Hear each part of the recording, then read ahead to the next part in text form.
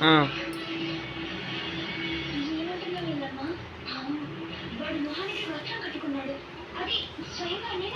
ఇంతమంది సైనికులను దాటి వాడు ఇక్కడికి ఎలా వచ్చాడు ఎలమ్మా? ఇంతసేపు నువ్వెక్కడున్నావు? రేణుక ఎక్కడ ఆ ముసలి మంజమ్మ మన ఇద్దరిని చూస్తుందన్న భయంతో ఏదో ఒక గదిలోకి వెళ్ళి దాక్కున్నాను.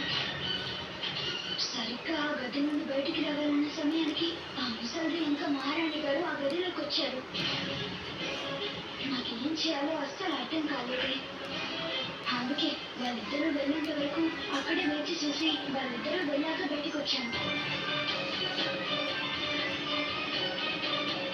నేను ఆ గది నుండి బయటికి వచ్చేటప్పుడు ఆ దొంగ రాజభవనంలోకి రావడాన్ని చూశాను రేణుక. అదేదో పొగ పెట్టి సైనికులందరూ స్పృహ కోల్పోయేలా చేశాడు.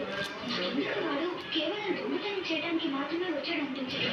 అంటే అంటే వీడు ఆ